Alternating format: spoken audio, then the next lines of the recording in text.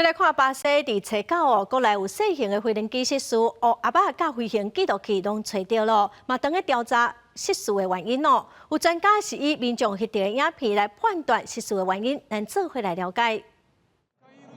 这是对去地点附近民众看到飞行机坠落来最后一刻所翕的画面。透过社群网络传播，巴西国内外飞安专家也看过这影片。虽然航空公司讲飞行机所在管道的结冰问题伫飞安会当接受范围内，也毋过路透社访问的巴西飞航工程师有员认为，为飞行机坠落来状况来看，会当讲确定就是结冰问题所造成的空难。 美国麻省理工学院的航空动力学者认为，这个事故应该是甲天气状况无关系，可能是两个引擎中的一个故障，也毋过技术应变处理事故，造成飞行机呈现失状态坠落地面。当然，真正原因也有待解读乌阿爸了后，才会当确定。 Neste momento, os investigadores do CENIPA estão num importante trabalho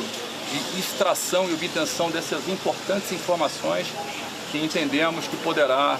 reescrever e nos contar o que aconteceu neste trágico evento.